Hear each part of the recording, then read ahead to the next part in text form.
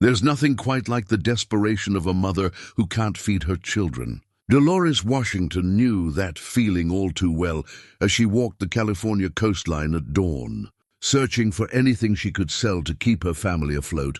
For months, she'd been struggling alone, working 2 jobs just to pay rent on their tiny apartment. Her 3 kids never complained, but she saw the way they looked at empty cupboards. She saw how they made their school lunches stretch, saving half for dinner. That morning, something caught her eye in the sand.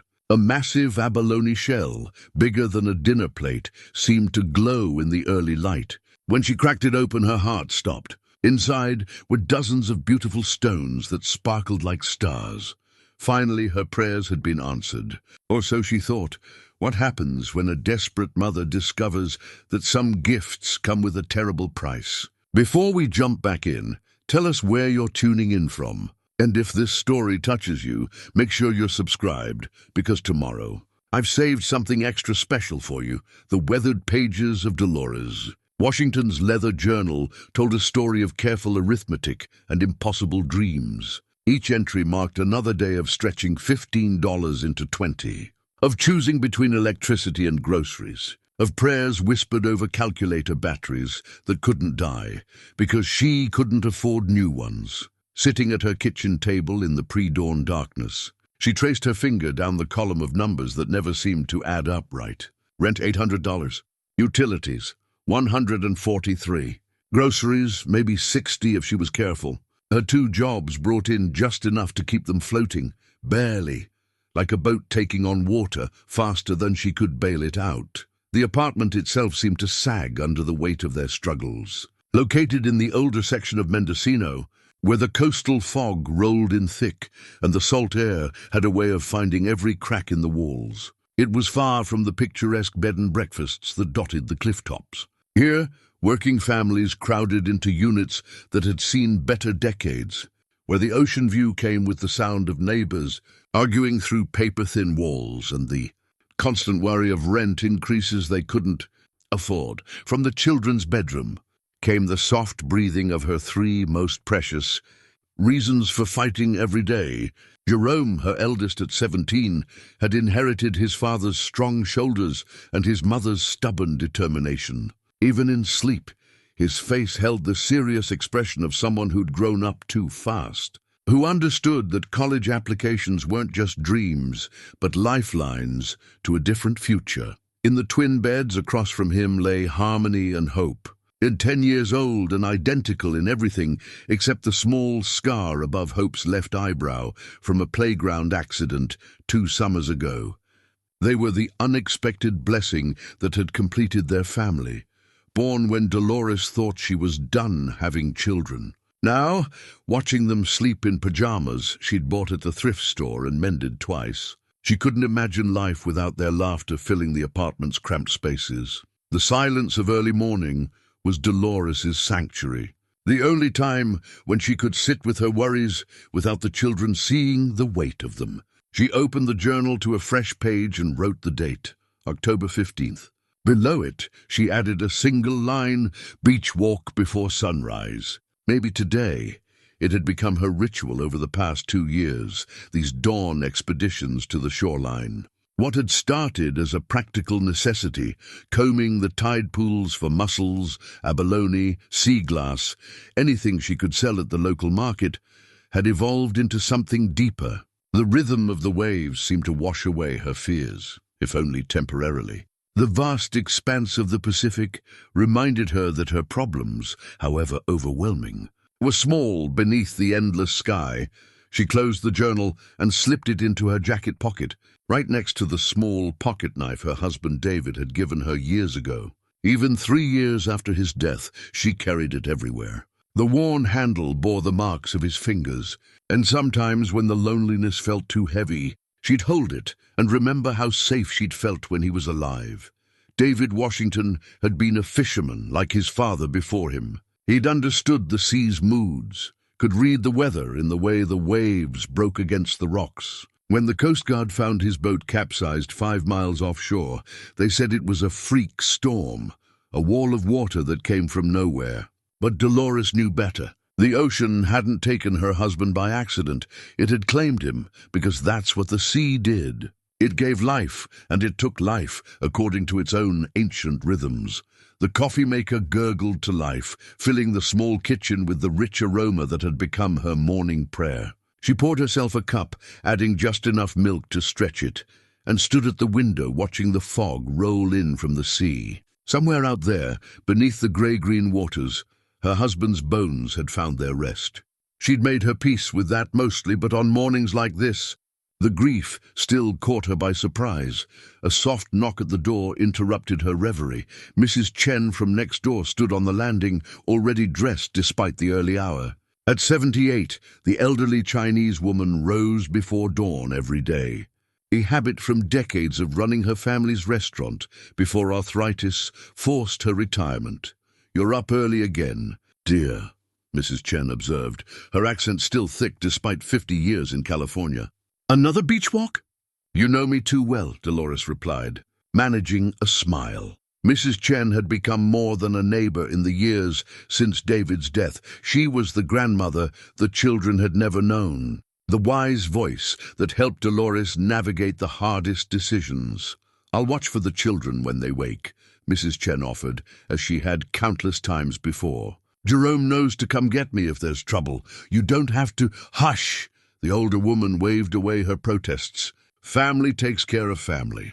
You go find what you need to find." Mrs. Chen had her own stories about gifts from the sea, tales passed down from her grandmother who'd lived in a fishing village in China. She spoke sometimes of pearls that brought misfortune, of nets that caught more than fish, of waters that demanded payment for their generosity. Dolores had always dismissed these as old-world superstitions, the kind of stories that belonged in another time and place. The walk to the beach took 15 minutes, down winding streets where Victorian houses stood shoulder to shoulder with newer constructions that lacked their character. Mendocino had been built by loggers and fishermen, men who'd carved their lives from the unforgiving landscape where the continent met the sea. Now it survived on tourism, but the bones of its working-class past remained visible to those who knew how to look. The path down to the water was steep and treacherous in the pre-dawn darkness, but Dolores knew every root and stone. Her feet found their way automatically while her mind wandered to the day ahead. Jerome would need lunch money. She'd have to find $3 somewhere. The twins had a field trip coming up that cost $12 each. Her boss at the diner had mentioned cutting shifts again, which meant her already tight budget would become impossible. The beach stretched out before her like a promise written in sand and stone. At low tide, the pools between the rocks revealed their treasures, sea anemones like living flowers, hermit crabs scuttling between the shadows, and occasionally the abalone shells that could bring a few precious dollars at Henderson's market. She'd been walking for 20 minutes when she saw it, half buried in the sand where the tide had retreated. Something caught the first light of dawn and threw it back in brilliant flashes. At first, she thought it might be a piece of sea glass, the kind collectors paid good money for. But as she approached, she realized it was far larger than any glass fragment. The shell was enormous, easily the size of a serving platter, with the distinctive spiral pattern of an abalone, but scaled up beyond anything she'd ever encountered. Its surface seemed to pulse with an inner light that had nothing to do with the sunrise painting the horizon pink and gold.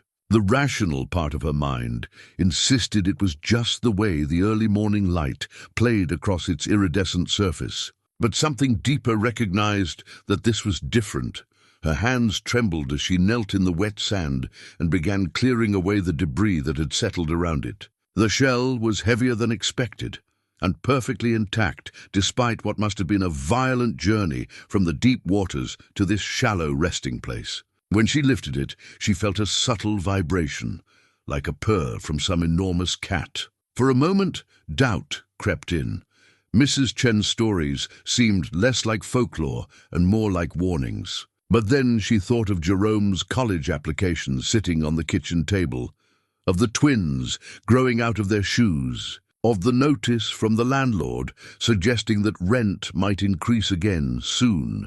She set the shell down and worked her husband's knife into the narrow gap where the two halves met. The blade slipped in easily, too easily, as if the shell wanted to be opened. With a sound like a sigh, it fell apart in her hands. Dolores forgot how to breathe. Inside the shell, nestled like eggs in a nest, were dozens of stones unlike anything she'd ever seen. They ranged in size from marbles to golf balls, each one perfectly smooth and glowing with the same inner light that had drawn her to the shell. They seemed to contain tiny stars, constellations swirling in depths that appeared infinite. She picked up the smallest, stone, and held it up to the growing daylight. It was warm in her palm, and she could swear she felt a pulse beating in rhythm with her own heart. The surface was seamless, without flaw or mark, as if it had been crafted by hands that understood perfection. One by one, she lifted them from their resting place and counted. 27 stones in total, ranging from the size of her thumbnail to one that barely fit in her closed fist. Each one unique in its inner light, yet clearly part of the same miraculous discovery. The sun was fully above the horizon now, and she knew the children would be waking soon. Jerome would get them breakfast and ready for school. He'd been doing that since he was 14. Another responsibility that should have been hers, but had fallen to her eldest child's shoulders. She gathered the stones carefully, wrapping them in the old towel she'd brought for her beach finds. The empty shell she left where it lay, though something about abandoning it felt wrong, like leaving behind a part of herself. The walk home felt different with the weight of the stones in her bag. Every step seemed to resonate through the ground, and she found herself glancing back toward the ocean more than once. The fog was lifting, revealing the endless expanse of water that had been her husband's workplace and final resting place. By the time she climbed the stairs to their apartment, she'd made her decision. Whatever these stones were, wherever they'd come from, they represented hope in a way she hadn't felt since David's death. Maybe they were valuable. Maybe they weren't.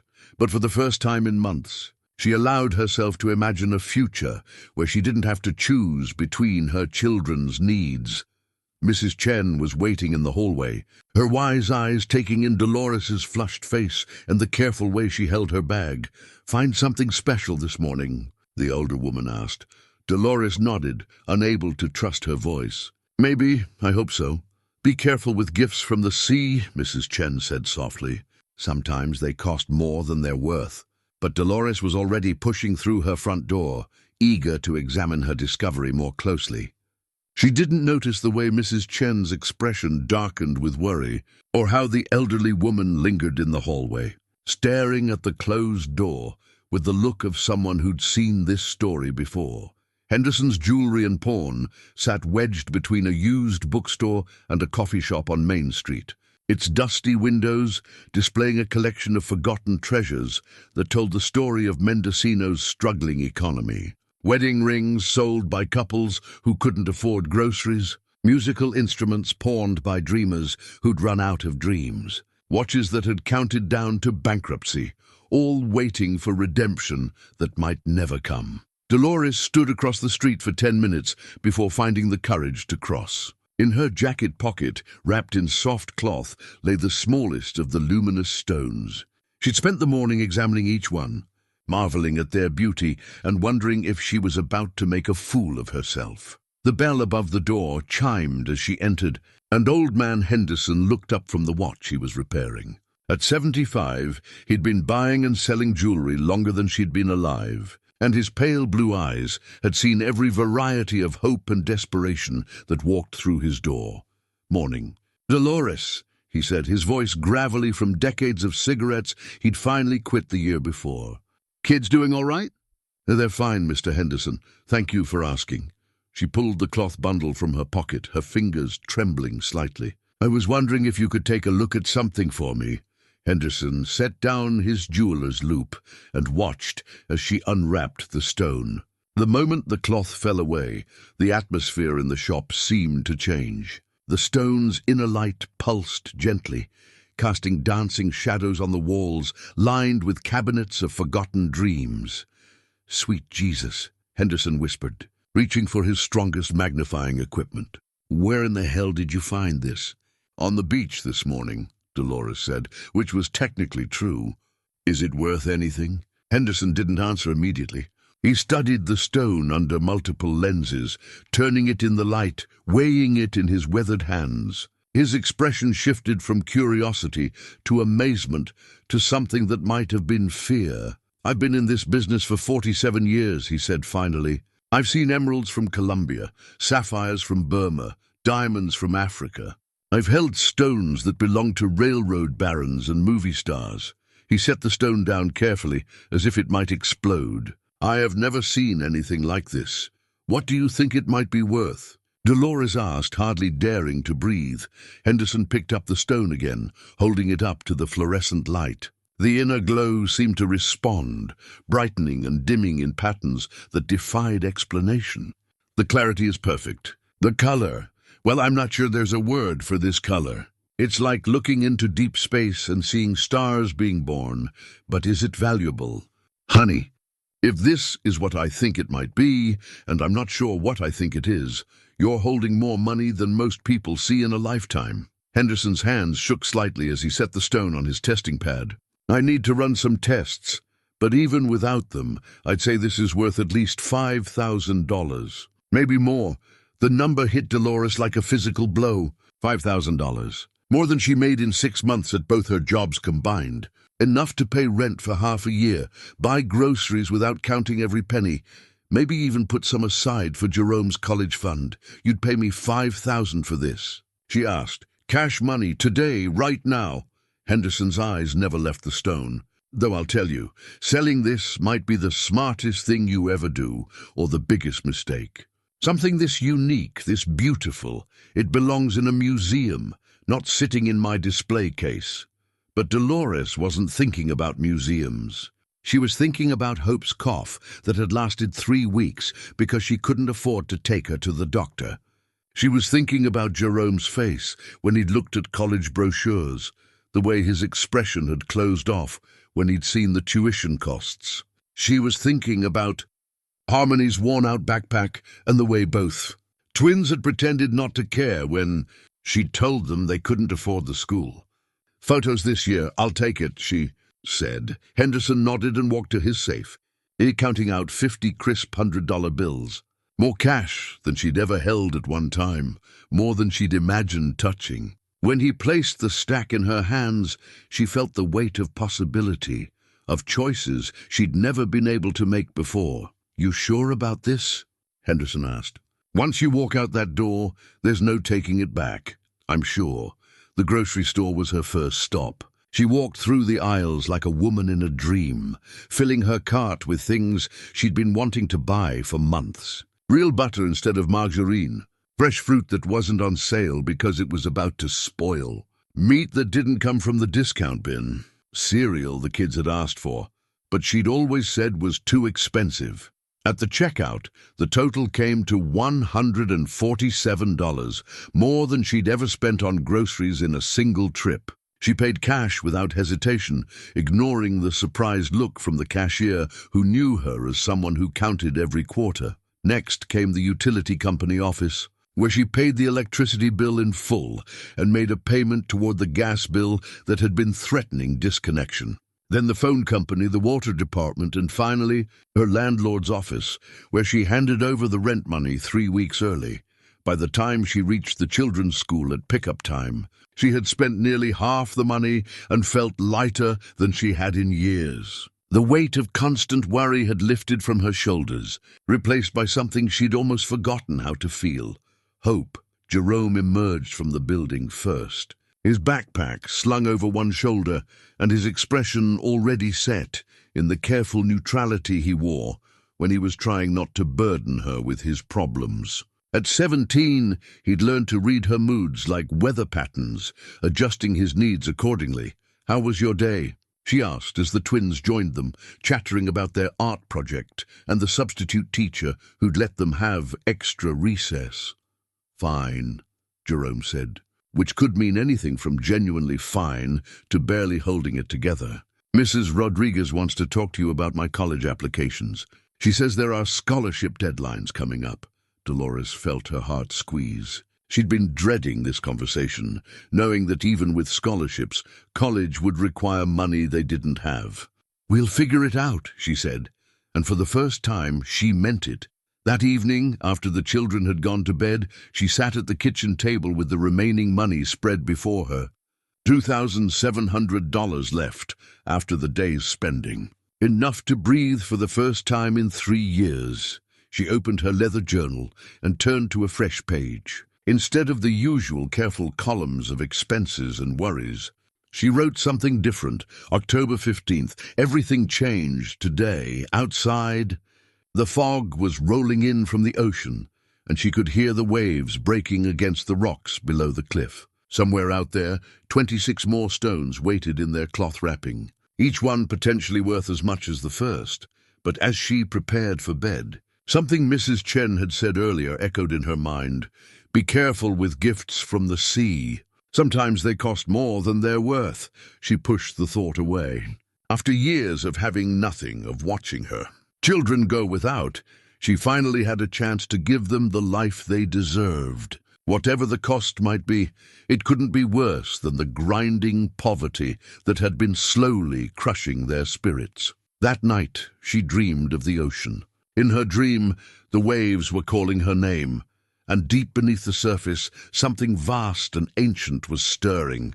She woke with the taste of salt on her lips and the strange sensation that the sea had been trying to tell her something important. But by morning, with the sunlight streaming through her windows and her children laughing over a breakfast of fresh orange juice and real eggs, the dream seemed like nothing more than her imagination. She had no way of knowing that 26 stones of increasing size and power remained in her possession, or that each one she sold would bind her family deeper into a bargain they didn't understand. The sea, after all, always collected its debts. 3 weeks after her first visit to Henderson's shop, Dolores had sold 4 more stones. Each transaction followed the same pattern. Henderson's amazed examination, his increasingly worried questions about where she'd found such treasures, and his reluctant but generous payment. The money accumulated like a buffer against the world's sharp edges, softening the constant anxiety that had been her companion for so long. The transformation in her children was immediate and profound. Jerome, who had been carrying the weight of the family's financial stress on his 17-year-old shoulders, began talking about colleges with real hope instead of resigned fantasy. His guidance counselor had sent home information about universities he'd never dared consider before, and for the first time, Dolores could look at the tuition numbers without her heart sinking. But it was Harmony's new shoes that marked the true turning point. The twins had been sharing a single pair of decent sneakers, alternating days when one would wear the good shoes while the other made do with worn-out canvas shoes that let in water and offered no support. Dolores had watched them develop their own system for this arrangement, never complaining, never asking for more. Standing in the shoe store on a Saturday afternoon, watching Harmony's face light up as she tried on a pair of red leather shoes with sturdy soles and bright laces, Dolores felt something shift in her chest. The shoes cost $68, more than she'd ever spent on footwear for herself, let alone her children. "They're beautiful, Mama," Harmony whispered, walking carefully across the store's carpet as if the shoes were made of glass. "They feel like they're hugging my feet." Hope tried on an identical pair, and both girls stood before the mirror, admiring their reflections with a wonder that broke and healed Dolores's heart simultaneously. When was the last time her children had owned something that wasn't second-hand, wasn't chosen from the necessity aisle of their lives? "We'll take 2 pairs, she told the salesperson, pulling out her wallet with its unaccustomed thickness of bills. The drive home was filled with the twins' chatter about their shoes, about how they would take care of them, about how excited they were to wear them to school on Monday. Jerome sat in the front seat, quieter but smiling at his sister's joy, and Dolores caught his eye in the rearview mirror. "Your turn next," she said. "New clothes for your college interviews." Something flickered across his face, surprise, hope, and a wariness that came from years of disappointment. "Mom, are you sure we can afford this?" She'd been waiting for this question, knowing that Jerome was too observant to accept their sudden prosperity without explanation. "I've been selling some things I found on the beach. Valuable things. We're going to be all right." It wasn't entirely a lie, but it wasn't the whole truth either. How could she explain the stone's otherworldly beauty, their impossible light, the way Henderson's hands shook every time she brought him another one? How could she describe the dreams that had been growing more vivid each night, dreams of deep waters and ancient voices calling her name? That evening, she quit her second job. The decision came suddenly as she stood in the industrial kitchen of Murphy's restaurant, scraping plates and loading dishwashers while the dinner rush raged around her. Her supervisor, a harried woman named Beth, who smoked too much and never smiled, was berating the newest hire for working too slowly. "I quit," Dolores said, untying her apron and hanging it on its hook. Beth turned, sauce-stained and sweating. "What did you say?" "I quit. I'm done. You can't just walk out in the middle of a shift. We've got a full dining room." But Dolores was already gathering her purse and jacket. "I can, and I am. Find someone else to clean your dishes." The freedom was intoxicating. Walking out into the cool evening air, knowing she'd never again spend her nights scraping other people's leftovers. Never again come home smelling of grease and other people's food. It felt like shedding a skin that had been too tight for too long. At home, she found Jerome at the kitchen table working on his college essay, the twins doing homework beside him in their new red shoes, which they'd insisted on wearing even indoors. The domestic scene filled her with a contentment she'd almost forgotten was possible, but her garden was changing. She noticed it the next morning during her abbreviated beach walk, abbreviated because she no longer needed to spend hours searching for things to sell. The vegetable patch she'd carefully tended behind their apartment building had exploded into unnatural abundance. Tomatoes hung heavy on stalks that had grown 3 feet in a week. Lettuce heads were the size of cabbages. Carrots pushed through the soil like orange fingers, reaching toward an impossible sun.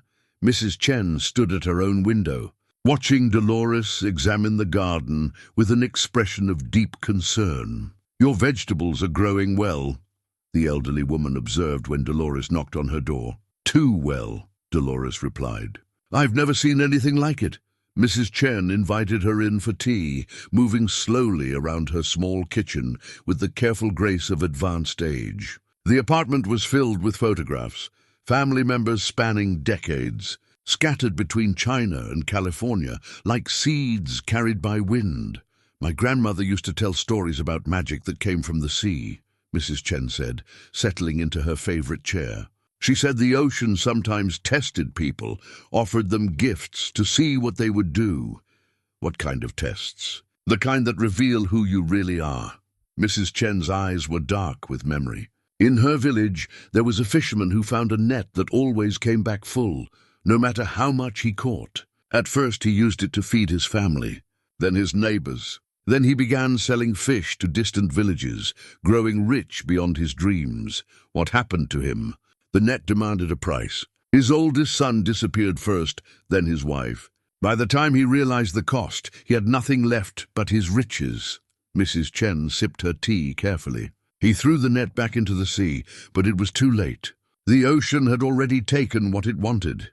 Dolores felt a chill despite the warm afternoon. "That's just a story, is it?" Mrs. Chen's gaze was steady and knowing. "You've been having dreams, haven't you? Dreams about the water?" The question hit too close to home. For weeks now, Dolores had been waking with the taste of salt in her mouth and the sound of waves in her ears. In her dreams, something vast moved beneath the surface of the ocean, watching her with interest that felt both benevolent and threatening. "Dreams don't mean anything," she said, but her voice lacked conviction.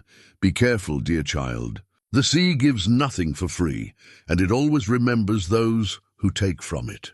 That night, as she tucked the twins into their beds, Harmony looked up at her with serious eyes. "Mama, I had a strange dream last night." "What kind of dream, sweetheart?" I dreamed we were all walking into the ocean, wearing our best clothes, and the water was warm, and there were lights dancing under the waves. But when I tried to turn back, I couldn't. It was like the water was holding onto my feet." Hope nodded from her bed. "I had the same dream. Exactly the same." A cold finger of fear traced down Dolores's spine. "It was just a dream, babies. Dreams can't hurt you." But as she kissed them goodnight and turned off the lights, she wondered if she was lying to them or to herself. Outside her window, the fog was rolling in from the sea, and somewhere in its depths, she could swear she heard the sound of waves calling her name. 2 months after finding the stones, the Washington family had moved to a 2-bedroom apartment on Elm Street with actual insulation and windows that closed properly.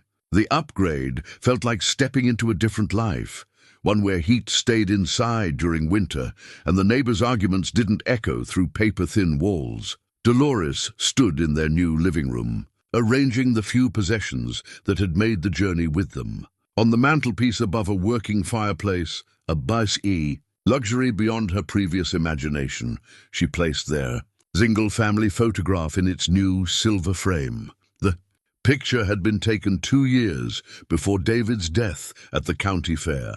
All 5 of them squeezed together in front of the Ferris wheel. The twins barely 8 years old and missing their front teeth. Jerome grinning with the awkward confidence of adolescence, and David's strong arm wrapped around her shoulders. They looked like what they'd been, a complete family, unaware that their time together was measured in months rather than decades.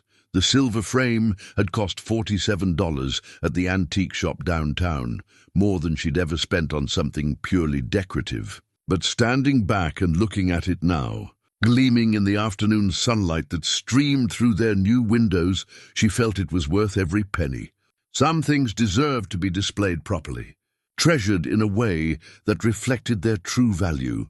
Jerome emerged from the bedroom he no longer had to share with his sisters, carrying a box of his college application materials. His acceptance to Mendocino Community College had arrived the week before, along with a partial scholarship that would have been impossible to accept in their old financial situation. The remaining tuition, books, and fees would cost $3,000, money she now had sitting in a savings account for the first time in her adult life. "The guidance counselor wants to meet with us next week," he said, settling onto their new couch. Not new, but new to them, purchased from a family whose children had grown and moved away. "She says with my grades in the essay I wrote about Dad, I might be able to transfer to UC Davis or even Berkeley after 2 years. Dolores felt her chest swell with pride and something else, a fierce protectiveness that had sharpened since David's death. "You can go anywhere you want, baby." "Anywhere at all."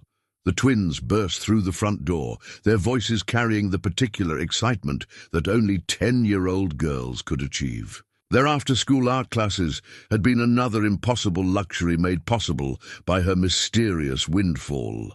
"Mama, look what we made." Harmony thrust a clay sculpture toward her, an abstract piece that might have been a bird or a flower, painted in shades of blue and green that somehow captured the feeling of ocean waves. Hope held up her own creation, a painted canvas showing their family standing on a beach beneath a sky full of stars. "Mrs. Peterson says we both have natural talent. She wants to enter our pieces in the youth art show next month."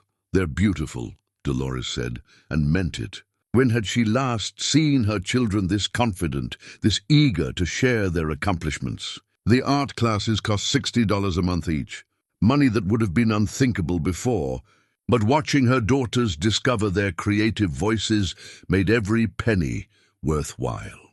That evening, she had her first date in 3 years. Robert. Martinez had been fixing her car, the used Honda she'd bought with stone money to replace the bus rides and long walks, when he'd asked if she'd like to have dinner sometime. He was a mechanic with gentle hands and kind eyes, recently divorced with 2 teenage sons of his own. When she'd hesitated, he'd smiled and said, "No pressure. Just thought it might be nice to talk to another parent who understands." They met at a small restaurant overlooking the harbor, where fishing boats bobbed in the evening light, and the sound of waves provided a natural soundtrack to their conversation. Robert was easy to talk to, quick to laugh, and genuinely interested in her children's lives. When she mentioned Jerome's college plans, he lit up. "That's fantastic. My oldest is struggling with the same decisions. Maybe they could talk sometime. Compare notes about scholarships and applications." Dolores found herself relaxing for the first time in years, remembering what it felt like to be seen as more than just a mother struggling to survive. When Robert walked her to her car, he didn't try to kiss her, just squeezed her hand gently and said he'd love to see her again. Driving home through the fog-shrouded streets, she felt lighter than she had since David's death. The radio played softly, and she found herself humming along to songs she'd forgotten she knew. For the first time in years, the future felt full of possibilities rather than obstacles. But the ocean was changing around them. She noticed it first in the harbor, where the fishing boats had been coming back with increasingly strange catches. Captain Morrison, who'd fished these waters for 30 years, stopped by the diner where she still worked her morning shift and told her about nets full of deep-sea fish that had no business in shallow coastal waters. "It's like something's driving them up from the depths," he said, stirring sugar into his coffee with hands that bore the permanent stains of engine oil and salt spray. "Yesterday we pulled up a net with fish I've never seen before. Glowing fish, if you can believe that, like they had lights built right into their skin." Dr. Phillips from the Marine Biology Station at the university had been asking questions around town, collecting samples and interviewing fishermen. His preliminary report spoke of unusual water temperatures, abnormal currents, and marine life exhibiting behaviors that defied decades of established research. Dolores tried not to think about the connection between these changes and her own good fortune. Correlation wasn't causation, after all. The ocean was vast and mysterious, subject to cycles and patterns that humans barely understood. Climate change, underwater volcanic activity, shifting currents. Any number of natural phenomena could explain the strange occurrences, but her dreams were becoming more vivid.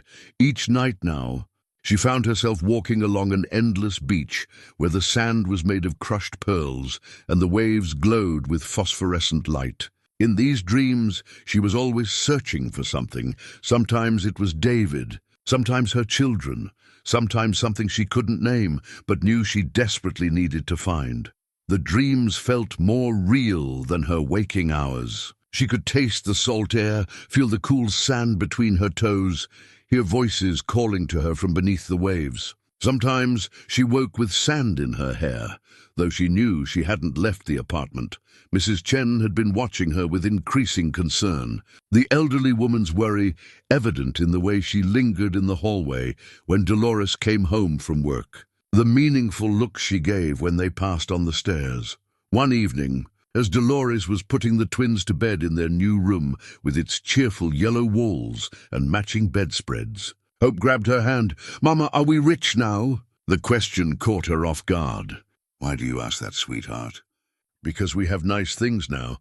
New clothes and good food and our own rooms." Hope's 10-year-old logic was simple and direct. "Before, you used to cry sometimes when you thought we couldn't see. Now you smile all the time." Dolores's throat tightened. She'd thought she'd hidden her struggles better than that, but children saw everything, remembered everything. "We're comfortable now," she said carefully. "We don't have to worry so much about money. Is it because of the pretty rocks you found?" The question hit like a cold wave. "What rocks?" Harmony sat up in her bed. "The ones you keep in the dresser drawer.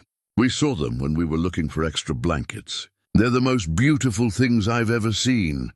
Dolores felt her world tilt slightly. She'd been so careful to hide the remaining stones, wrapped in soft cloth and tucked away in her bedroom. "You shouldn't go through my things. We're sorry, Mama, we didn't mean to snoop. But they were so pretty, like little moons." Hope's voice was small with worry. "Are we in trouble?" "No, babies. You're not in trouble." She kissed each girl's forehead, breathing in their clean, innocent scent. "But those are very special and very valuable. You mustn't touch them or tell anyone about them, all right?" Both girls nodded solemnly. and she could see they understood the gravity of her words, if not their full meaning. Later that night, after Jerome had gone to bed with a stack of college preparation books, Dolores sat at her kitchen table and opened her leather journal. Instead of financial worries, the pages now held different concerns. November 20th. The children know about the stones. How much do they suspect? November 21st. Third date with Robert. He's wonderful with the kids. Haven't felt this happy in years. November 23rd. Heard from Captain Morrison again. More strange fish. Dr. Phillips thinks there might be an underwater disturbance. November 25th. Dreams getting stronger. Last night, I could swear I heard David's voice calling from beneath the waves. She closed the journal and walked to the window, overlooking their small yard. The vegetable garden she'd planted had continued its unnatural growth, producing vegetables so large and abundant that she'd started giving them away to neighbors. The tomatoes were the size of melons, the lettuce heads bigger than basketballs.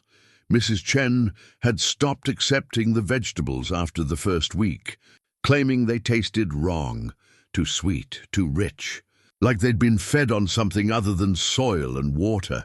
Outside, the fog was rolling in from the ocean, and Dolores could hear the distant sound of waves breaking against the rocks. Somewhere out there in the depths she couldn't fathom lay the source of her family's transformation. Whatever ancient power had placed those stones in her path had changed everything for them. As she prepared for bed, she counted the remaining stones. 18 left, each one potentially worth thousands of dollars. Enough to secure her children's futures in ways she'd never imagined possible. But as she wrapped them carefully and returned them to their hiding place, she couldn't shake the feeling that something was watching her, waiting to see what she would do next.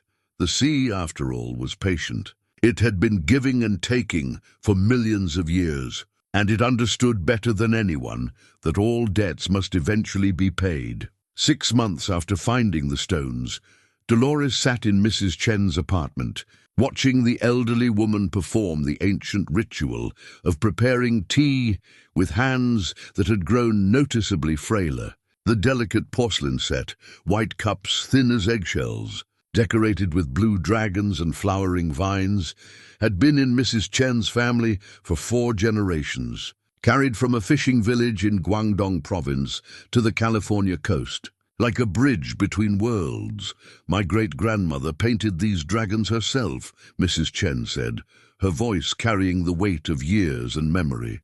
She said they would protect our family from the hungry ghosts that lived beneath the water.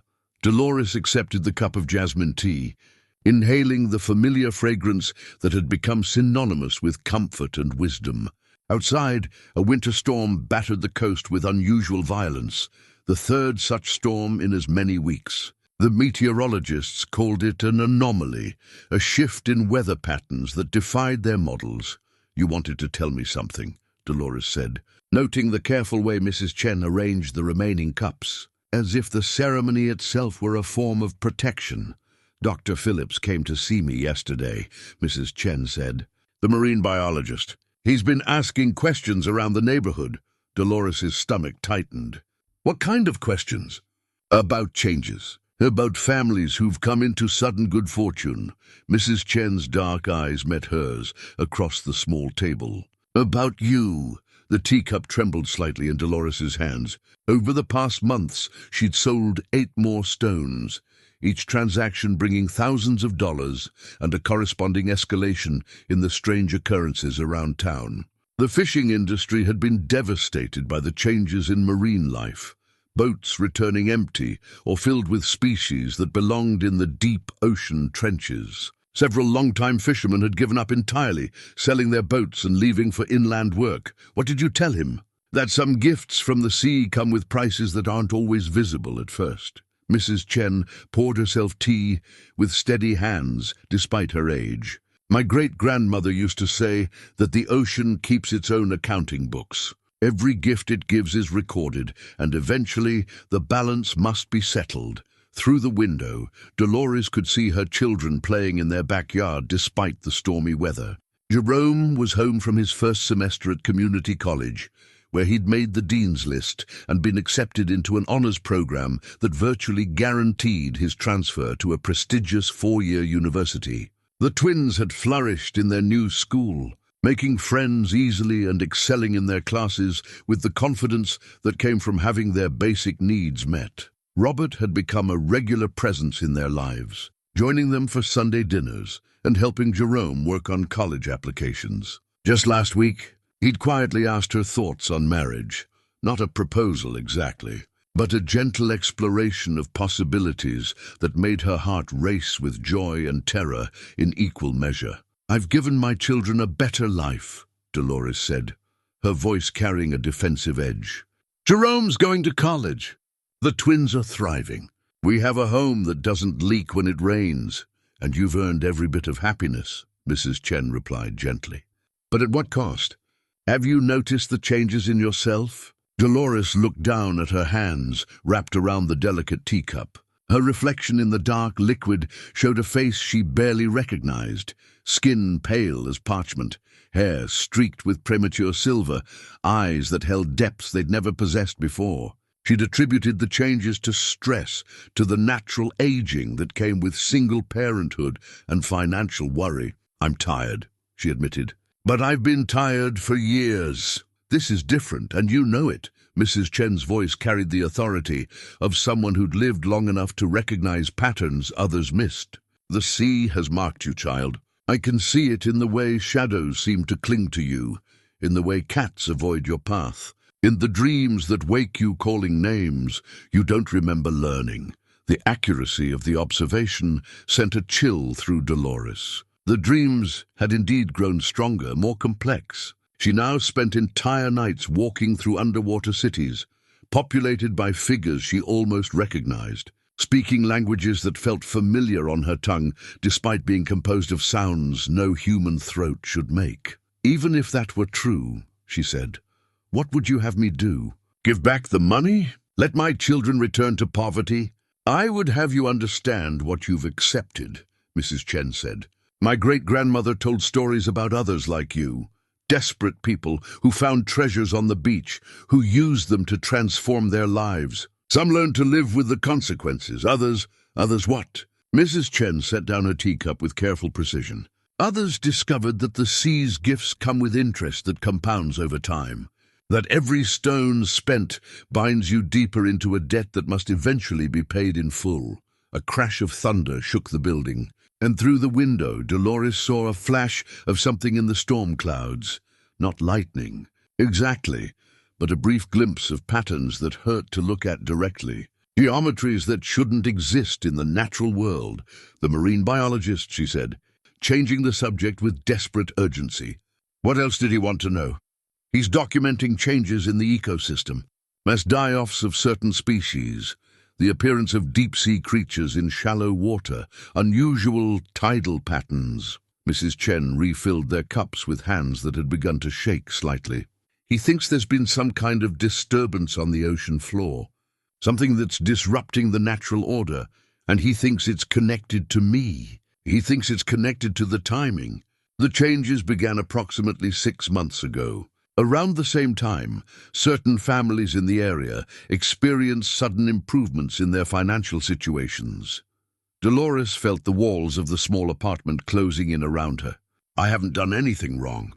I found something valuable on a public beach, and I sold it to support my family. I'm not judging you." "Oh, dear child." Mrs. Chen reached across the table and took her hands, her touch surprisingly warm despite her age. "I'm trying to warn you. My family has lived by the ocean for generations. We've learned to read its moods, to understand its gifts and its demands." "What are you saying?"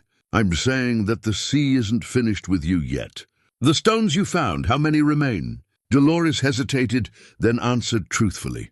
15. Mrs. Chen's expression darkened. "So few left. That means you're approaching the final phase." "The final phase of what?" "The test." Mrs. Chen's voice dropped to a whisper. "The sea doesn't give its treasures randomly, Dolores. It chooses people who are desperate enough to take what isn't freely offered, who are willing to risk everything for the chance to save their families. But every gift comes with a choice. and every choice reveals who you truly are.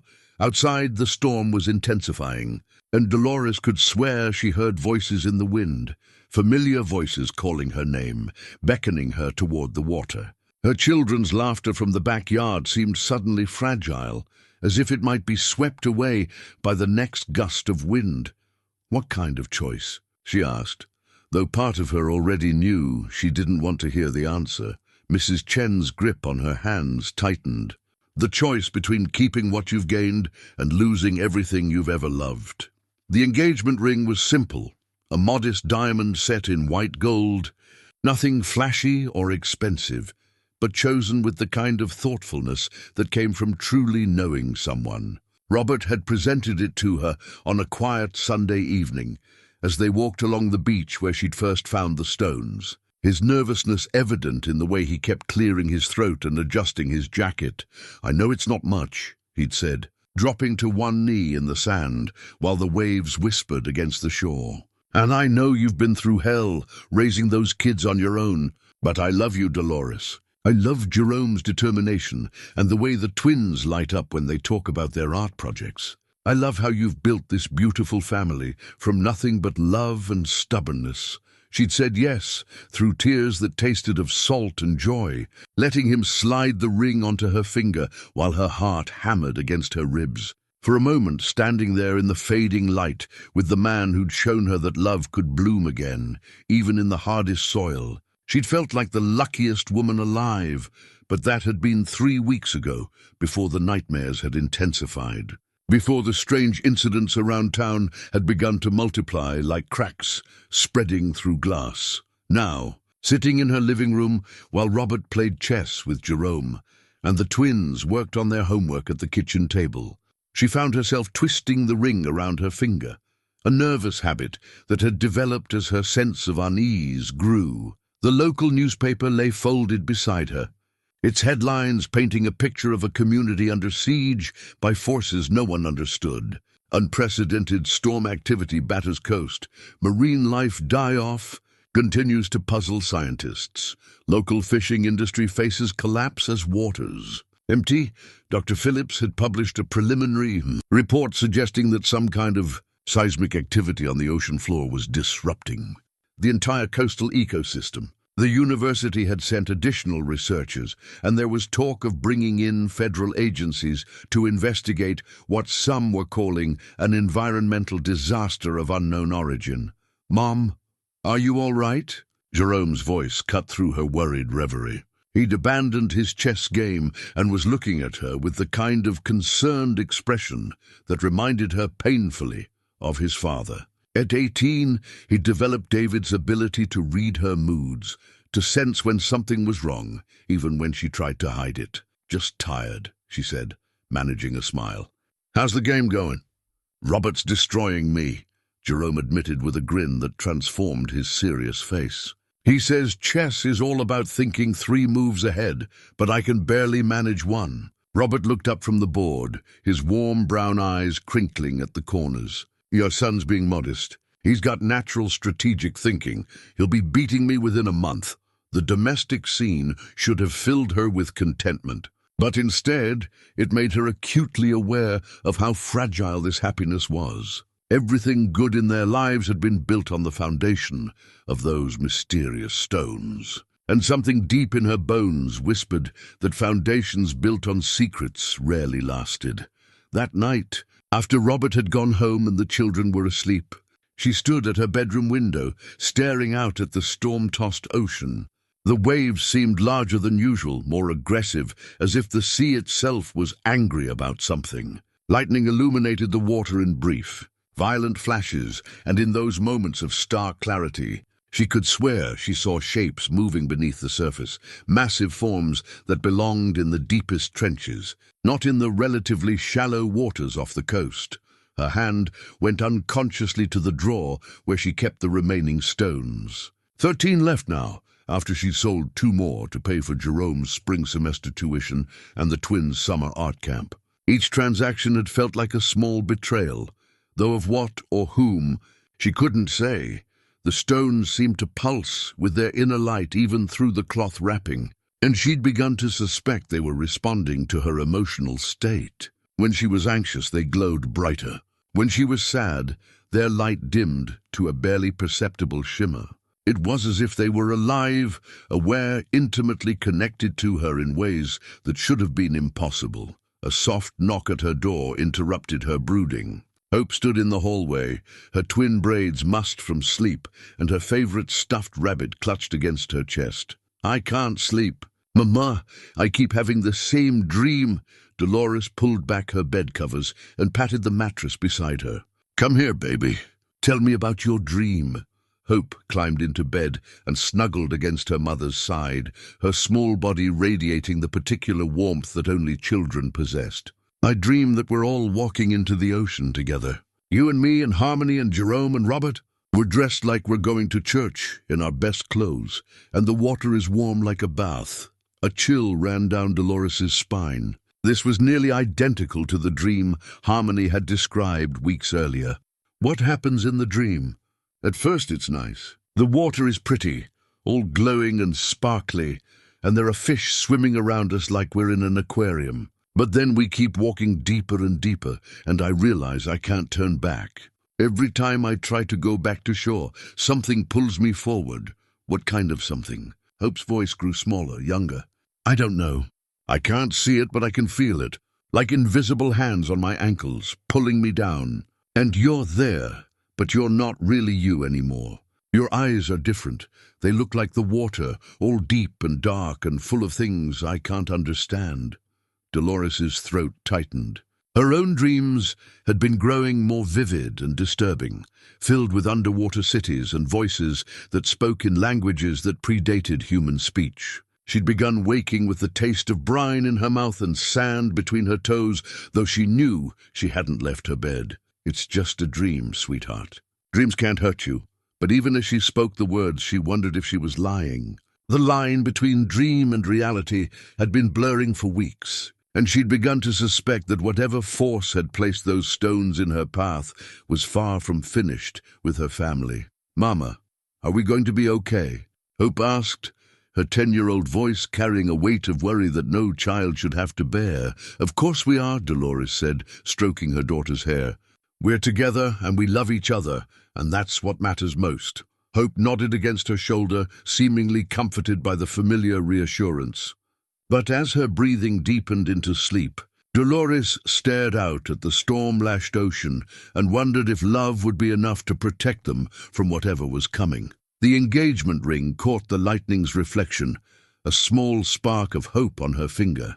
She thought about Robert's proposal, about the life they could build together, about the possibility of normalcy and happiness stretching out before them like a calm sea. But calm seas, she was beginning to understand, were often the most dangerous of all.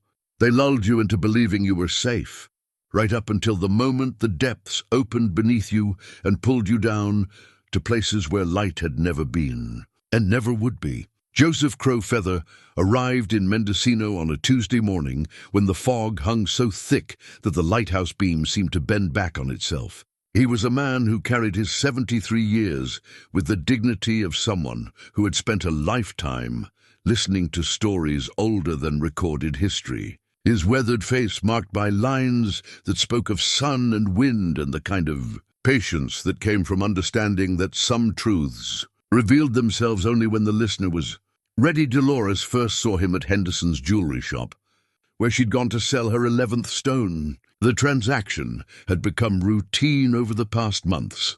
Henderson's increasingly worried examination, his questions about the stone's origin that she deflected with vague references to family heir lovers, and his reluctant but generous payment. This stone had brought $8,000. Enough to secure Jerome's transfer to UC Berkeley and still leave money for the twins' continued art education. But when she emerged from the shop, the elderly native man was waiting for her on the sidewalk, his dark eyes holding a recognition that made her stomach clench with sudden fear. "You're the one who's been selling the sea gifts," he said, his voice carrying the measured cadence of someone who chose his words carefully. "I don't know what you're talking about." The lie came automatically. though something in his presence made deception feel not just futile, but disrespectful. He reached into his jacket pocket and withdrew something that made her breath catch. A carved whalebone pendant, yellow with age and intricate with patterns that seemed to shift in the morning light. The carving depicted what might have been waves or serpents or both, twining around symbols that hurt to look at directly.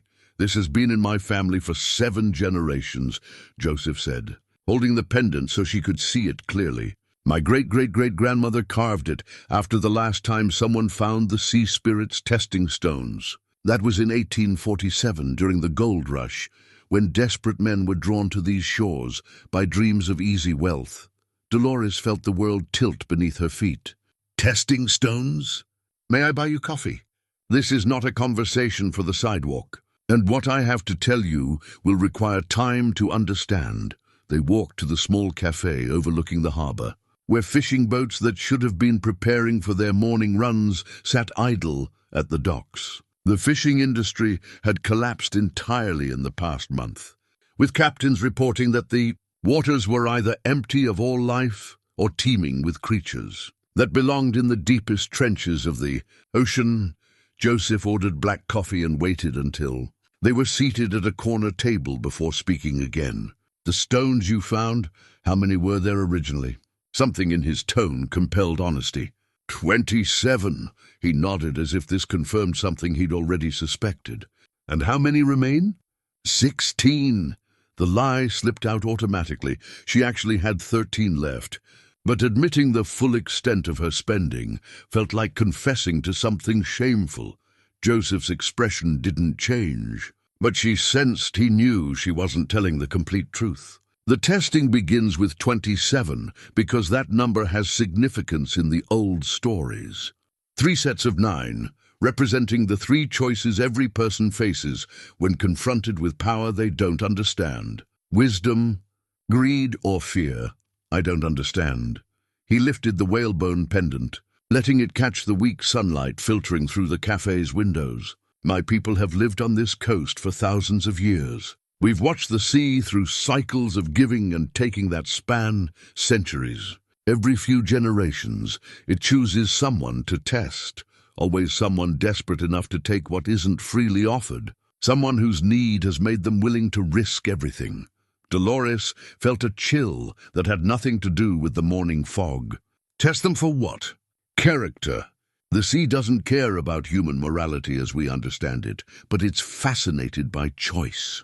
Will you use its gifts wisely, sharing them and honoring their source? Will you take everything you can get, feeding an appetite that can never be satisfied? Or will fear drive you to waste the opportunity entirely? And what happens to those who fail the test?" Joseph's weathered hands turned the pendant slowly, and in its carved surface she could swear she saw tiny figures moving, people walking into water that rose to meet them with eager embrace. "That depends on how they fail. Those driven by fear usually return the stones untouched and live out their lives haunted by what might have been. Those consumed by greed." He paused, and she waited, her heart hammering against her ribs. "They discover that the sea's gifts come with interest that compounds in ways human mathematics cannot measure. Every stone spent binds the borrower deeper into a debt that must eventually be paid in full." What kind of payment? Instead of answering directly, Joseph told her a story. In 1847, a prospector named William Hendricks found stones identical to yours washed up after a winter storm. He was a family man, desperate to provide for his wife and 3 children during the harsh times when gold fever had driven up the cost of everything and made honest work scarce.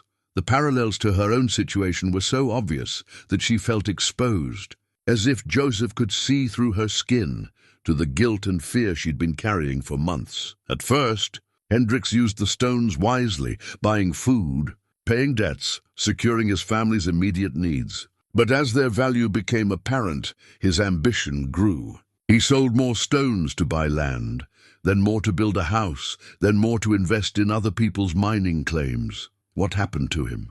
The sea began to call in its debt. Strange accidents befell anyone who'd profited from the stones' sale. His wife fell ill with a wasting disease that no doctor could diagnose. His children began having dreams of drowning, even though none of them had ever learned to swim. The land he'd bought became barren overnight, and his investments failed in ways that defied explanation. Joseph paused to sip his coffee, and Dolores noticed that his hands, despite his age, were perfectly steady. By the time Hendricks understood what he'd accepted, he'd sold all but 3 stones. The sea gave him a choice: return everything he'd gained from its gifts, or watch his family pay the price for his greed. Did he return them? He tried. But greed had changed him, made him believe he deserved the wealth he'd accumulated. He kept the money, but threw the remaining stones back into the ocean, thinking he could cheat his way out of the bargain. Dolores didn't want to ask, but she had to know. What happened to his family? They walked into the sea on a calm spring morning, all 4 of them, dressed in their finest clothes, as if they were going to church. Witnesses said they seemed peaceful, almost happy, as the water closed over their heads. Hendricks lived alone for 30 more years, wealthy and miserable, before the sea finally claimed him too. The story settled over her like a heavy blanket, making it hard to breathe. She thought of her children's shared dreams, of walking into glowing water, of the changes in her own appearance that Mrs. Chen had noticed, of the way shadows seemed to cling to her lately, as if she carried darkness with her wherever she went. "How many people know this story?" she asked. "My family has kept the history of 7 different testing cycles. Each one followed the same pattern: the desperate discovery, the period of prosperity, the escalating consequences, and finally, the choice. Have any of them chosen wisely?" Joseph's expression softened slightly. "2.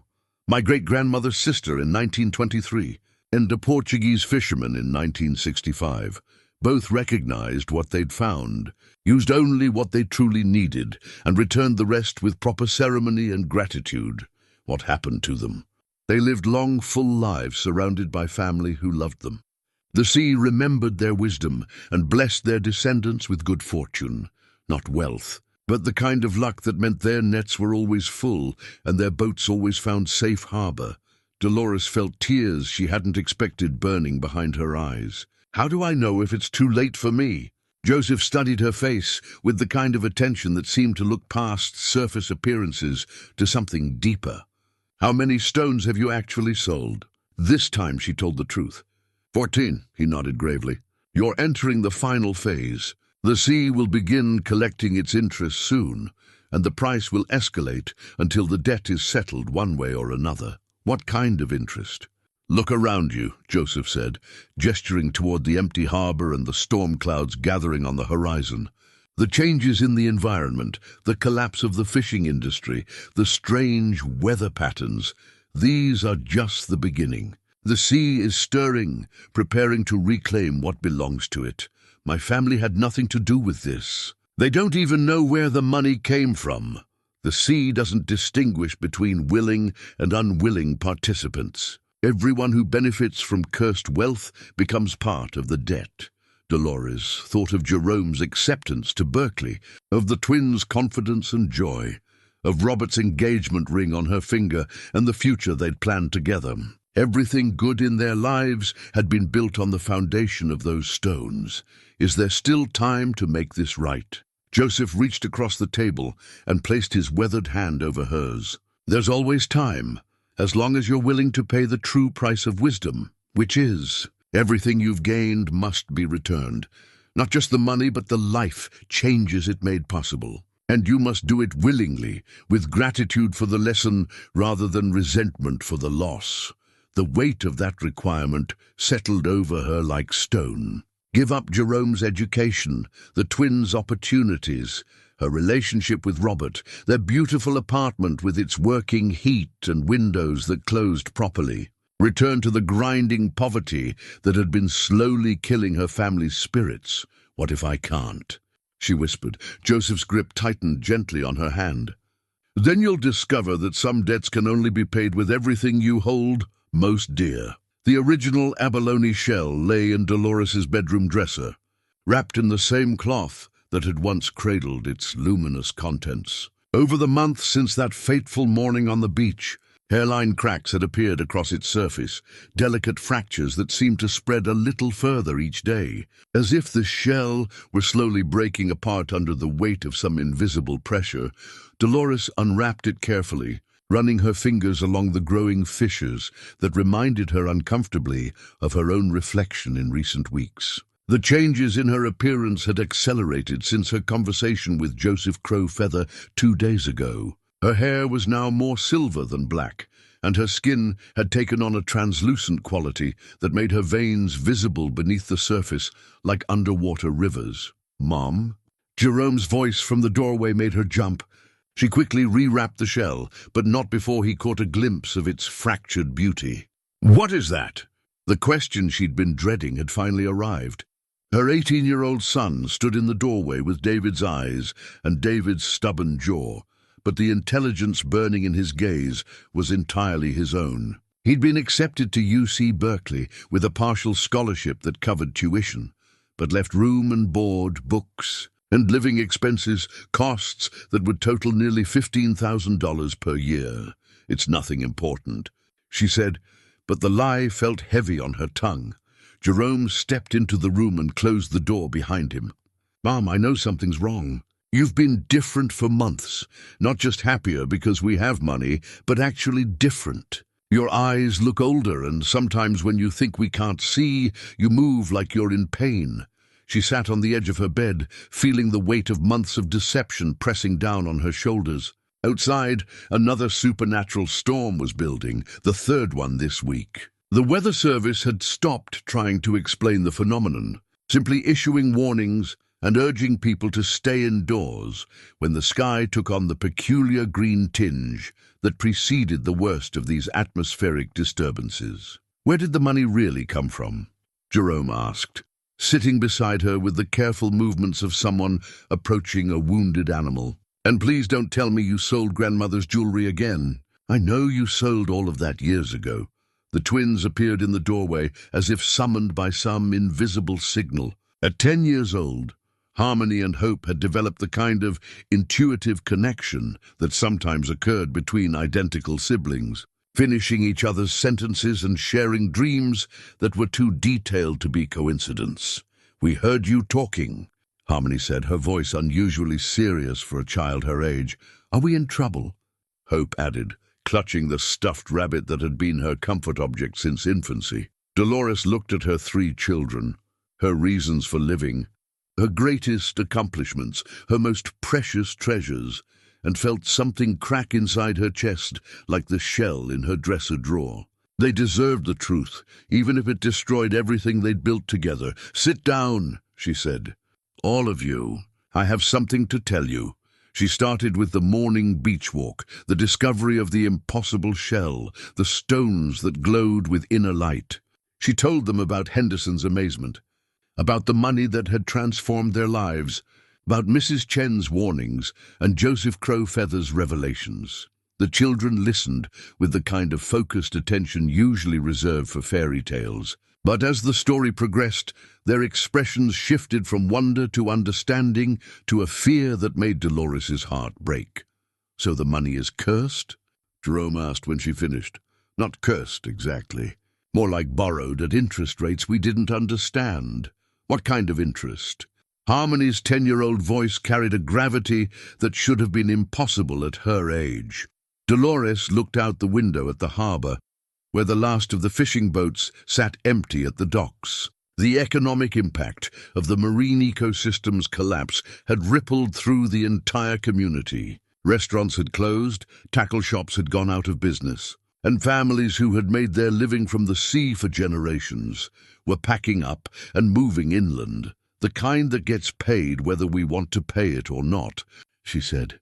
Hope climbed onto the bed and snuggled against her mother's side, her small body radiating the kind of trust that made deception unbearable.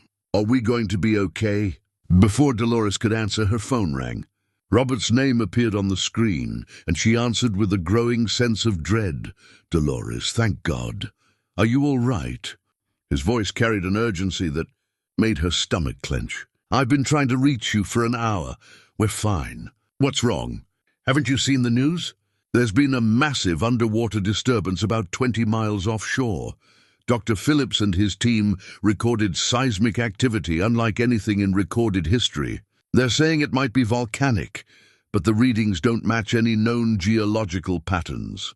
Through her bedroom window, Dolores could see the ocean in the distance. The water looked different, darker, more restless, with whitecaps that moved in patterns that defied the wind direction. "How bad is it?" she asked. "Bad enough that they're talking about evacuating the coastal areas. The Coast Guard is reporting ships' instruments going haywire, and there are unconfirmed sightings of—" Robert's voice cut out for a moment in static. "Something large moving beneath the surface." Dolores felt her children's eyes on her, reading her expression with the kind of intuitive understanding that came from years of depending on each other for survival. "I'm coming over," Robert said. "This storm looks worse than the others, and I don't want you and the kids riding it out alone." After she hung up, Jerome stood and walked to the window. "Mom, look at this."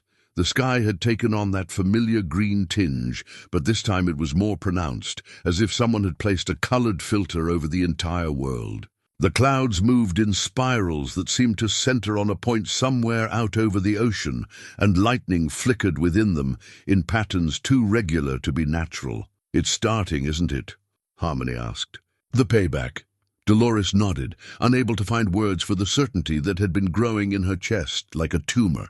Whatever force had placed those stones in her path was done waiting. The testing phase was over and the collection phase had begun. "What do we do?" Jerome asked, his voice carrying the kind of leadership that reminded her painfully of his father. "We gather everything we bought with the stone money," she said, surprised by the steadiness of her own voice. "Every piece of clothing, every luxury, every improvement to our lives. We return it all, even my college tuition." Jerome's question was quiet, but she could hear the heartbreak he was trying to hide. "Everything." Hope looked up at her with eyes that seemed far too old for her 10-year-old face. "What about our red shoes?" The question hit like a physical blow. Those shoes, the first real luxury she'd been able to provide for her daughters, the symbol of their transformation from poverty to possibility, would have to go back too. "Everything," she repeated, her voice breaking slightly. They spent the next hour moving through their apartment like archaeologists cataloging artifacts. The furniture they'd bought to replace their thrift store pieces. The clothes that had given her children confidence at school. Jerome's laptop for college work. The twins' art supplies. Even the engagement ring on her finger, bought with money that had ultimately come from the sea's mysterious gifts. By the time Robert arrived, they had assembled a collection of possessions that represented everything good that had happened to them in the past 8 months. He found them sitting around the pile like mourners at a funeral, their faces reflecting the kind of grief that came from losing hope itself. "What's all this?" he asked, shaking rain from his jacket as he entered. Dolores told him the truth, the whole impossible, supernatural truth that sounded like madness, but felt more real than anything she'd ever experienced. To his credit, Robert listened without interruption, his expression shifting from confusion to concern to something that might have been acceptance. "So you're telling me that everything we've built together is based on borrowed money from some kind of sea spirit?" he said when she finished. "I know how it sounds." Robert sat down beside her and took her hands in his calloused fingers gentle against her increasingly pale skin. "It sounds crazy. But you know what? I've lived by the ocean my whole life, and I've seen things that don't fit into any rational explanation. And looking at you now, at the way you've changed," he paused, studying her face, "I believe you, even if it means losing everything. The apartment, the financial security, Jerome's college plans.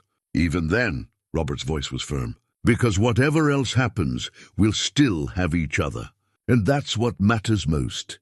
Outside, the supernatural storm was intensifying. The windows rattled in their frames, and the lights flickered with each roll of thunder. But this thunder was different, deeper, more resonant, as if it originated not in the clouds, but in the depths of the ocean itself. Joseph Crow Feather arrived as they were loading the car with their offerings. The elderly native man appeared out of the storm like a figure from legend, his weathered face grave but unsurprised.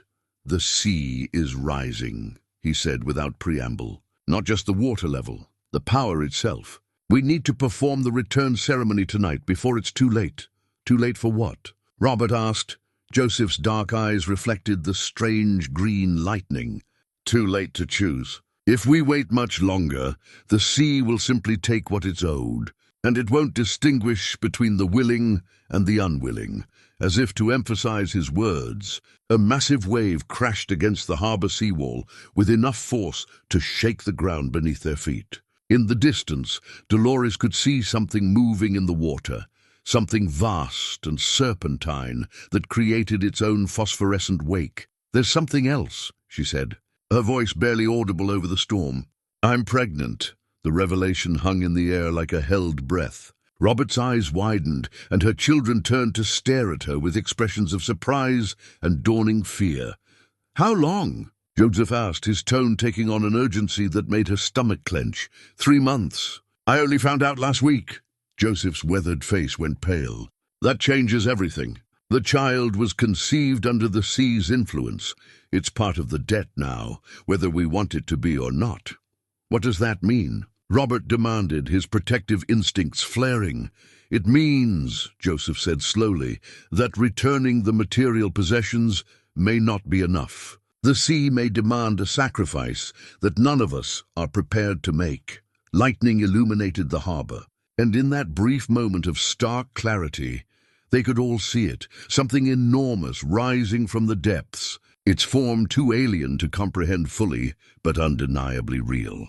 The ocean was calling in its debts, and the time for choices was running out. The contraction started as they reached the beach, where it had all begun 8 months ago. Dolores doubled over beside the car, her hands pressed against her swollen belly, while the supernatural storm raged around them with increasing violence. At only 6 months pregnant, this was far too early. But the ancient power rising from the depths didn't operate by human timelines.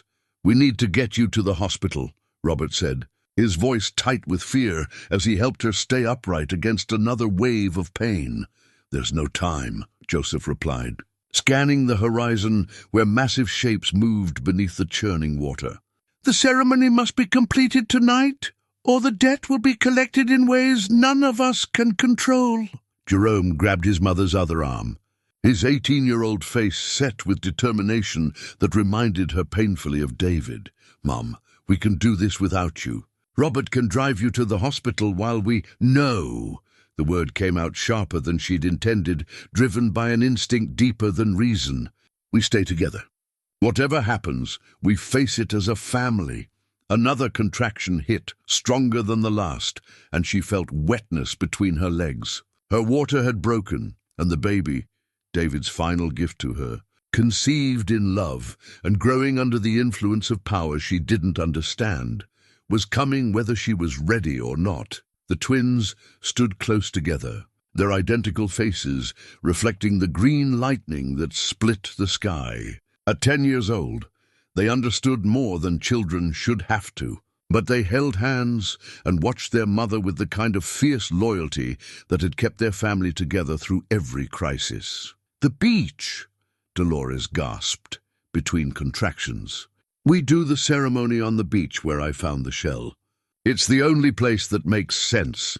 They half carried her across the sand, Robert on one side and Jerome on the other, while Joseph led the way with the bundle of returned possessions. The wind whipped their clothes and hair, and the waves crashed against the shore with increasing fury, as if the ocean itself was in labor.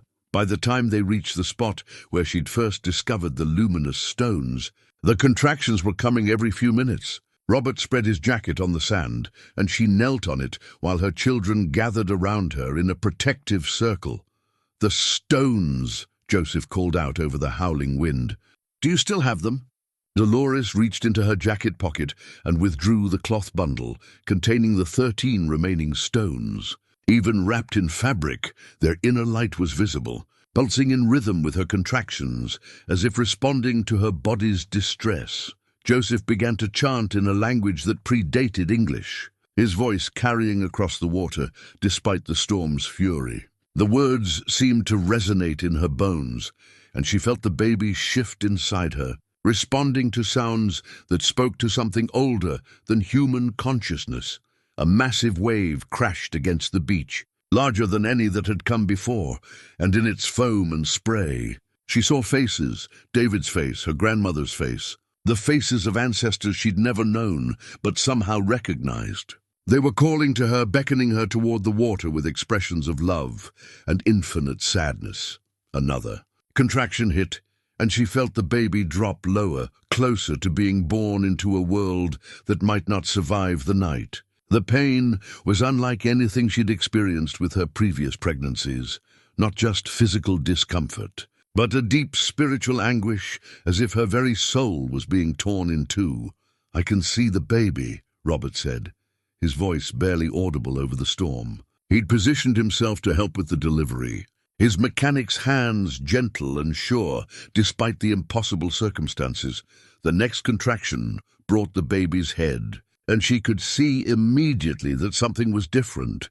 The child's skin held the same luminous quality as the stones, glowing faintly in the green-tinged darkness. Its eyes, when they opened, reflected the storm's lightning with an awareness that seemed far older than moments. "She's beautiful," Jerome whispered, tears streaming down his face as he watched his sister enter the world under circumstances that no family should have to endure. The final push brought the baby fully into the world, and Robert wrapped her in his own shirt before placing her in Dolores's arms. The infant girl, for it was definitely a daughter, looked up at her mother with eyes that held depths like the ocean itself. "What do we name her?" Hope asked, her 10-year-old voice filled with wonder despite their dire circumstances. "Grace," Dolores said without hesitation. The name felt right, felt necessary, a reminder that even in the darkest moments, beauty could still emerge. But even as she held her newborn daughter, she could see that the supernatural storm was intensifying. The creature in the water was rising closer to the surface, and Joseph's chanting had taken on an urgency that spoke of time running out.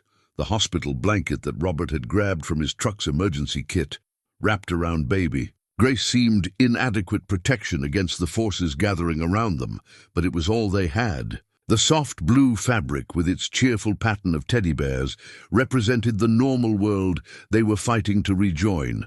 A world where babies were born in sterile rooms with trained doctors, not on storm-swept beaches, while ancient powers demanded payment for gifts that had seemed like miracles. Grace's first cries were answered by a sound from the ocean, a call that seemed to recognize her, to claim her as part of the debt that had been accumulating since that first morning, when desperation had driven her mother to take what wasn't freely given. The creature that rose from the depths defied every human attempt at description. It was vast beyond comprehension, with tentacles that could have wrapped around city blocks and eyes that held the accumulated wisdom of millennia spent in the ocean's deepest trenches. But for all its alien majesty, there was something unmistakably feminine about its presence, a maternal power that spoke of creation and destruction in equal measure. Joseph's chanting reached a crescendo as he began laying out the returned possessions on the beach. Jerome's laptop, the twins' art supplies, Robert's engagement ring, the furniture receipts, the clothing. Everything they had gained through the stone's power was offered back to the sea that had provided it. But the creature's attention was focused on Dolores and the baby in her arms. Grace had stopped crying and now stared up at the impossible being with eyes that reflected its bioluminescent patterns. The infant seemed to recognize something in the creature, some kinship that transcended species. "It's not enough," Joseph said, his weathered face grave with understanding. "The debt has grown beyond material possessions. What more does it want?" Robert demanded, positioning himself protectively between his family and the ocean. The creature's massive head turned toward them, and when it spoke, its voice resonated not through the air, but directly in their minds, a sound like the tide turning, like continents shifting, like the first words spoken in the darkness before creation. The child carries my gift within her blood. She was conceived under my influence, shaped by my power. She belongs to the depths as much as the surface. No, Dolores's voice cut through the storm with surprising strength. She's my daughter. She belongs with her family, as did the others who came before. Yet each generation someone must choose. Will you cling to what you've gained and watch your loved ones pay the price? Or will you offer what is most precious to preserve what matters most? The creature's words triggered memories, visions of other families who had stood on this same beach across the centuries. She saw the Portuguese fisherman Joseph had mentioned, kneeling in the sand, with tears streaming down his face as he returned a fortune in supernatural pearls. She saw the pioneer woman who had given back everything except one stone, watching her children grow up healthy and happy with just enough prosperity to live comfortably. And she saw William Hendricks, the gold rush prospector who had tried to cheat the sea, standing helpless as his family walked into the waves with peaceful smiles on their faces. What kind of choice? She asked, though part of her already knew. Return everything, not just the possessions, but the changes they made possible. Your son's education, your daughter's confidence, your own transformation from desperate poverty to comfortable security. Accept the life you had before, with gratitude for the lesson learned. Jerome stepped forward, his young face set with resolve. I'll do it. I'll give up Berkeley, go back to working instead of college. My family's more important than any degree. The twins moved to flank their brother, their identical faces reflecting the same determination. We don't need art classes or nice clothes, Harmony said. We just need each other, Hope added. But the creature's attention remained fixed on Dolores. The choice must be made by the one who took the gift, and it must be made willingly, without reservation or resentment. Dolores looked down at baby Grace, whose luminous skin pulsed in rhythm with the creature's bioluminescence. Her newest daughter was beautiful beyond words, but she was also marked by powers that no human child should carry. If they kept the prosperity the stones had brought, Grace would grow up as part of the debt, forever connected to the ocean's alien consciousness. If I return everything, she said slowly, what happens to Grace? She becomes fully human. The light in her blood fades, and she grows up as any other child would. But you must choose quickly. The longer she remains under my influence, the stronger the connection becomes. The creature's massive form began to sink back toward the depths, and Dolores realized that her time for decision was almost over.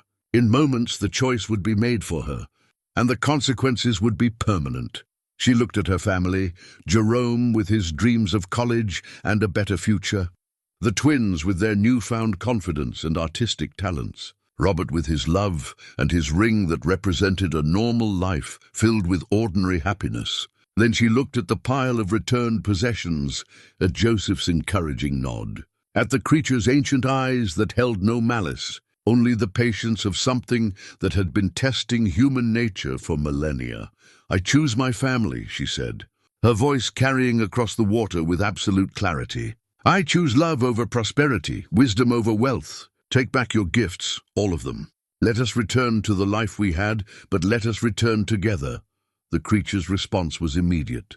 Light flowed from Grace's skin like water, streaming toward the ocean in ribbons of phosphorescence. The baby's cries became fully human, no longer carrying the harmonics of deep sea currents. As the supernatural storm began to calm and the creature disappeared beneath the waves, Dolores felt the weight of months of supernatural influence lifting from her shoulders. The silver was already fading from her hair, and the translucent quality of her skin was returning to normal. They had lost everything they'd gained, but they had chosen love over wealth, and somehow that felt like the greatest victory of all. 3 months later, Dolores knelt in the sand at the same spot where her daughter had been born, placing a simple wooden cross in the sand.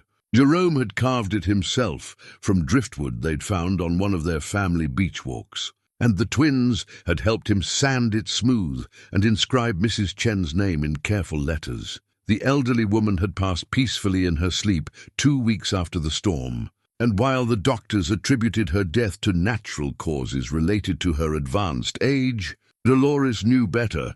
Mrs. Chen had been one of the casualties of the supernatural disturbance, her body unable to withstand the psychic pressure of the sea's awakening. But she had died knowing that Dolores had made the right choice, and her final words had been a blessing whispered in Cantonese that Joseph had translated as, "The sea remembers wisdom." The makeshift memorial was modest, just the wooden cross, some shells the twins had collected, and a small bouquet of wildflowers that grew in the dunes behind the beach. But it felt appropriate for a woman who had lived simply and loved deeply, who had tried to pass on the wisdom of generations to a neighbor too desperate to listen until it was almost too late. "She would have liked this spot," Robert said, settling baby Grace more securely in his arms. At 3 months old, Grace was a perfectly normal, perfectly healthy baby girl with her mother's dark eyes and her father's stubborn chin. The luminous quality she'd possessed at birth had faded completely, leaving behind only the natural radiance that came from being deeply loved. Jerome looked up from arranging stones around the cross's base. At 18, he carried himself with a quiet maturity that spoke of lessons learned through sacrifice. His acceptance, too, to Berkeley had been withdrawn when they couldn't pay the tuition. But he'd enrolled at the local community college instead and was thriving in ways that had nothing to do with prestige or expense. "I got my work-study assignment today," he announced, brushing sand from his hands. "I'll be working at the marine biology station with Dr. Phillips. He says there might be research opportunities next summer." Dolores felt a familiar surge of pride mixed with regret.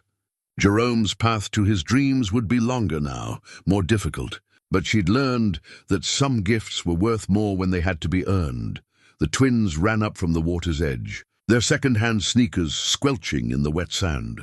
Their red leather shoes had been among the first things returned to the sea, and watching them adjust to their old footwear had been one of the hardest parts of their transition back to their previous life. But they had adapted with the resilience of children, throwing themselves into their schoolwork and finding new ways to express their creativity. The art classes they could no longer afford had been replaced by makeshift studios in their small apartment, where they created masterpieces from construction paper and crayons instead of professional supplies. "Look what we found," Harmony said, holding up a piece of sea glass worn smooth by waves and time. "It's blue like the ocean," Hope added, examining the fragment with the same wonder she'd once reserved for expensive art supplies. "Can we add it to Mrs. Chen's memorial?" "I think she'd love that," Dolores said, watching her daughters carefully place the sea glass at the base of the wooden cross. Their faces held a contentment that had nothing to do with material possessions and everything to do with feeling secure in their family's love. The apartment they'd returned to was smaller than their upgraded home had been, with thin walls and windows that stuck in humid weather.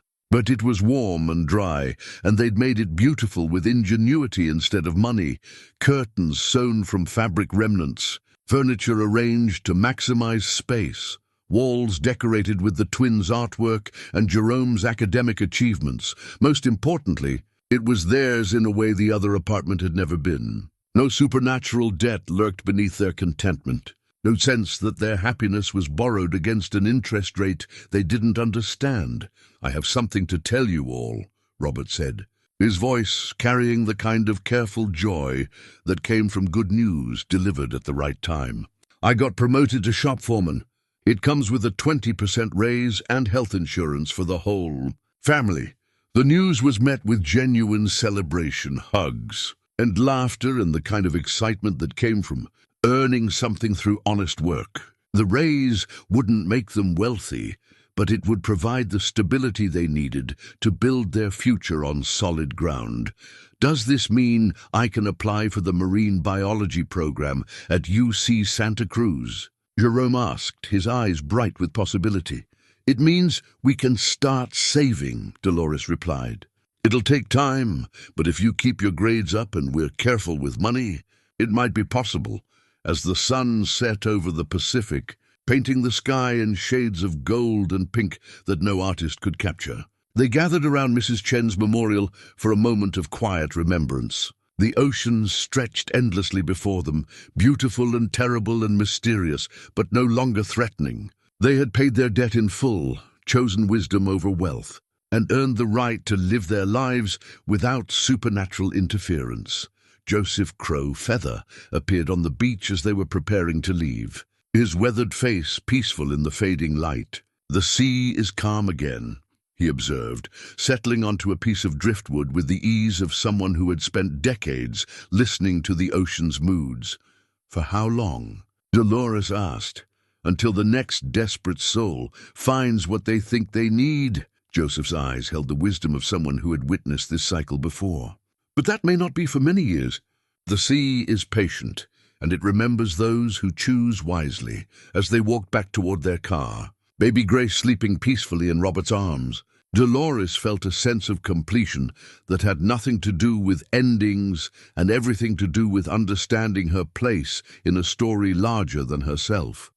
She had learned the hardest lesson the ocean had to teach. The true wealth couldn't be found or stolen or inherited, but only created through love, sacrifice, and the daily choice to value what truly mattered.